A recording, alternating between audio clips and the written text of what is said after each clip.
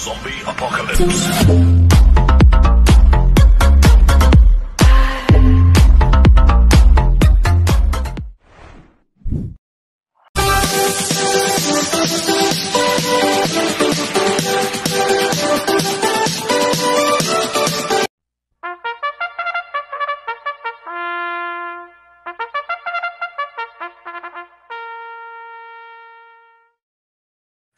Magandang araw po mga bayang karerista.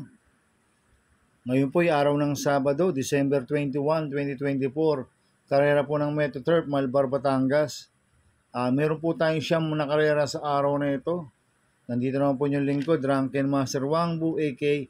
Elo Atubudoy, para magbigay ng giya at analysis sa inyo mga bayang karerista. Mga bayang karerista, start po ng karera natin ay 2 p.m. At ngayong araw po ng Sabado, unang araw po sa pakarera po ng 25th Piltobo Grand Championship Day. No bearing, no epic po tayo mga bayang karerista, kaya maganda po lineup ng Piltobo at anybody's race po. Kaya kung meron po kayong kursunada, tayan nyo po. Dahil yung ibibigay ko po ay giya at analysis ko lang po.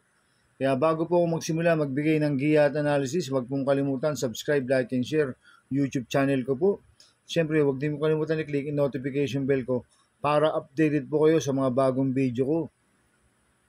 Kaya mag-start po ako sa pagbibigay ng giya at analysis. Race 1, winner take all, covers races 1 to 7. May 8 kabayong tatakbo but 7 in numbers. Rating base system class 5, 6 to 10 split sa distance 1,400 meters. First choice ko po dito, Copulente numero 6, Advocacy. Nasasakay po yung Jerome Storke. 6A, Gugma. Nasasakay si Advincula. Last round po ni Advocacy noong December 8. Pang-apat po yan kay Majestic Star. Nung nagtala po siya ng 1.29.8 sa distance 1,400 meters. At si Gugma naman, nag-barrier trial po siya noong December 15. Nagtala po siya ng 1.15.2 sa distance 1,200 meters. Pero last run po niya noong May 24 pa po. Panglima kala Inhebra yan, nagtala ng 1.16 media. Si Gugma. Kaya itong Copulente numero 6 ito, parehas po malaki panalo sa akin ito, kaya sila po first choice ko. Second choice ko po, numero 1, Wallop. Nasasakay po ni John Alvin Guse. Ito, nag-barrier trial po siya noong December 4. Tercero kila si Rice, nagtala po ng 1.16.4 sa distance 1,200 meters. Last round po na ito noong May 29 pa po. Panglima kila Summer Rule, nagtala po ng 1.15 media sa distance 1,200 meters. Kaya malaki rin po panalo sa akin ito, kaya siya po second choice ko. Kaya ang first choice ko po, Copulente numero 6, Advocacy. 6A, Gugma. Second choice numero 1, Wallop. Sa race 2 po tayo, pick 5, covers races 2 to 6. May 6 na kabayong tatakbo. Rating base system class 5, 6 to 10 split. Distance 1,400 meters. First choice ko po dito, number 6, Bang. Nasasakay po ni John Paul Guse. Last round po na ito, December 7, pang-6 kilo Sampaloc Pride. Nagtala po siya ng 1.31 media sa distance 1,400 meters. Medyo maganda posisyon ni Bang. Nasa labas. Siyak makaka-pwesto ng maganda to. Si Bang. Kaya sa akin, malaki po panalo sa akin ito. Kaya siya po first choice ko. Second choice ko po, numero 3, Ambol Strike. Nasasakay po ni Jerome Storke. Last round po na ito, December 7. Pampito rin po kila Sampaloc Pride. Nagtala po ng 1.32 sa 1,400 meters. Kaya sa akin, malaki rin po panalo sa akin ito, kaya siya po second choice ko. Kaya ang first choice ko po, number 6, Bang. Second choice, number 3, Ambol Strike. Sa race 3 po tayo. Second winner take all, covers races 3 to 9. May 7 kabayong tatakbo. Rating base system, class 3, 42, 46. 47 to 53, merge, distance 1,400 meters. First choice ko po dito, number 5, Jungkook. Nasasakay po ni Mart Alvarez. Last round po na ito, December 8, tumakbo sa Presidential Gold Cup. Pampito lang po siya. Kila Batang Manda, nagtala ng 208 sa 2,000 meters.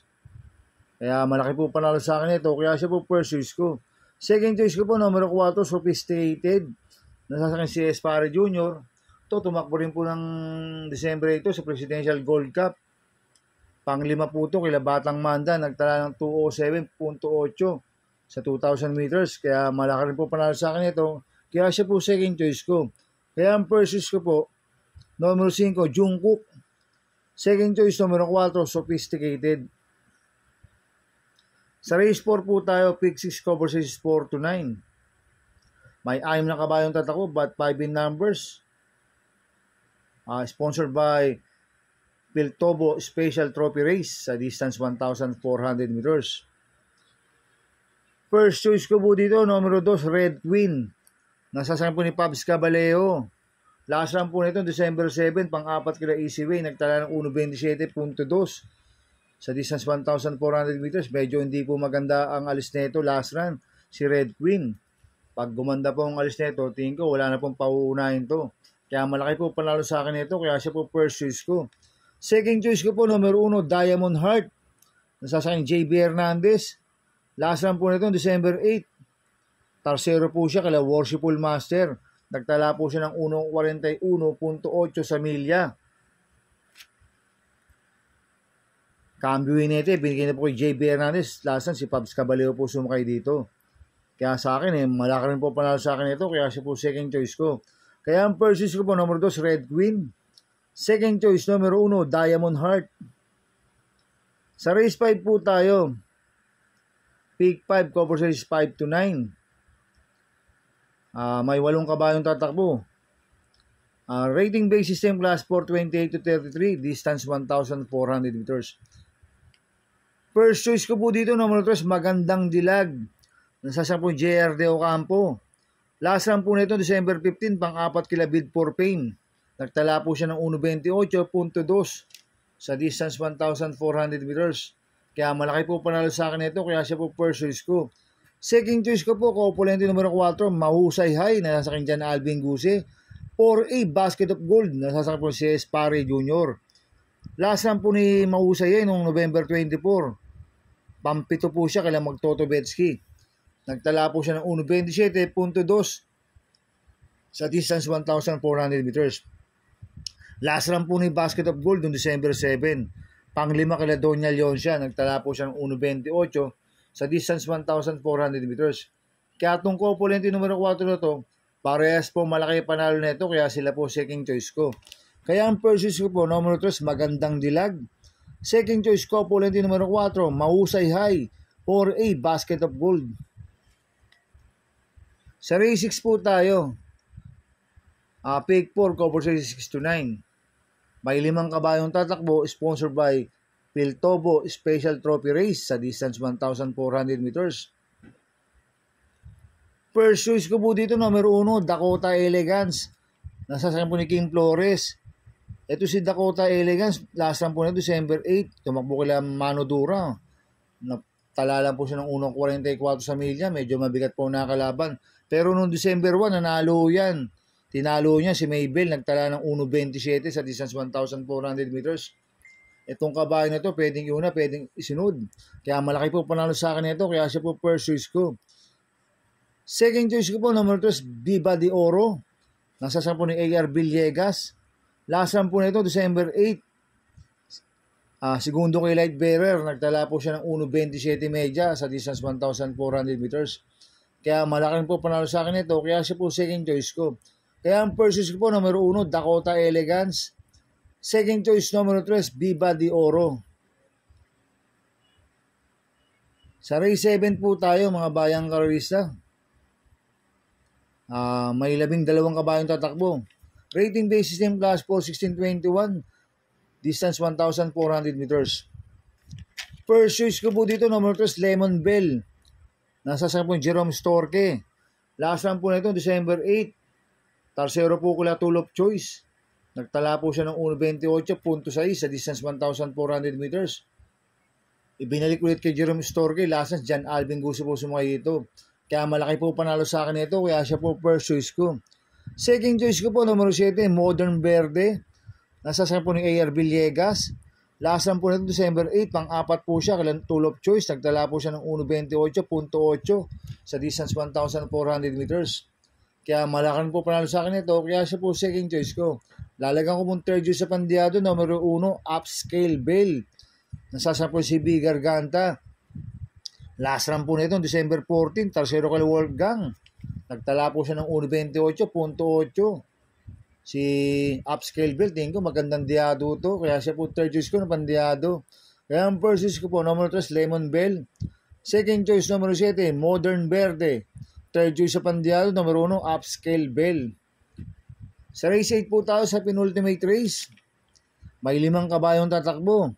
Sponsored by Piltobo Special Trophy Race sa distance 1,400 meters. Itong race 8 na to, tingin ko anybody's race po to. Lahat to may panalo dahil alos pare-parehas po ang preba nila. Pero ang first choice ko po dito, numero 5, Summer Rule. Nasasama po ni Ryan Base. Ito si Summer Rule, lasan, tumakbo po kila Burston to.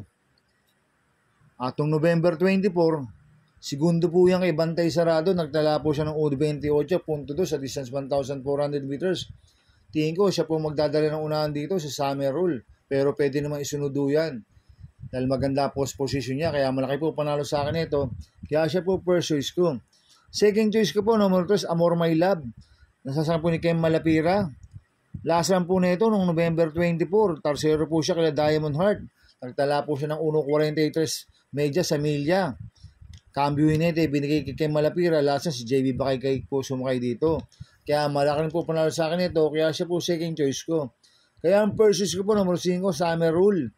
Second choice, numero 3, Amor My Love. Sa race 9 po tayo sa last race. May siyam na kabayong tatakbo. Rating base same class 5-5 placer sa distance 1,400 meters. First choice ko po dito, numero 8, Celebrity. Nasasama po ni Kim Flores. Nanalo po last run niya noong December 8. Nagtala po siya ng 1.30.8 sa distance 1,400 meters. Kaya malaki po panalo sa akin ito. Kaya siya po first choice ko. Second choice ko po, numero 7, Magnum Force. Nasasama po si CL Vincula. Last run po nito, December 8, Tercero ko la Celebrity. Nagtala po siya ng 1.31.4 sa distance 1,400 meters. Kaya may panalo rin sa akin ito. Kaya siya po second choice ko. Lalagyan ko pong third choice sa pandiado, numero 5, G-City. Nasasal po yung JB Guerra. Ito, last run po nito, December 7, pang siyam kila Sampaloc Pride. Nagtala ng 1.32 medya sa 1,400 meters. Medyo mabigat po nakakalaban last run ni G-City. Kaya sa akin, magandang diado to. Kaya siya po third choice ko na pandiado. Kaya ang first choice ko po, numero 8, Celebrity. Second choice, numero 7, Magnum Force. Third choice sa pandiado, numero 5, G-City. Good luck and happy racing mga bayang karisa. Inuulit ko, ito'y gabay ko lang at analysis ko. Pero pagdating sa tayan, kayo pa din na masusunod. Sana iswertihin tayo at magsitama. Kaya good luck po sa ating lahat mga bayang karisa. Mga bayang karisa, shoutout muna ako. Happy racing po kay Boss Manuel Chua. At happy racing rin po kay Consi Darwin Awisia. At kay Consi Ninong Rod Laksamana, coming from JR Cabansag. Happy racing po sa inyo mga boss. At happy racing po sa mga taga-Barkadan OTB. Kila paring Paxi Villar, kila Abing Prinal, kay Chairman Boy Samson. Happy racing po sa inyo. At happy racing po sa mga taga-Double Rock OTB. At sa mga taga-Pingping OTB, happy racing po sa inyo. At sana iswertein tayo magsitama. Kaya mga bayang karisa, please subscribe my YouTube channel at Tubudoy 2.0. At sana i-lag yung panahon ads ko, huwag niyo mong skip. Kaya maraming salamat po sa inyo and God bless.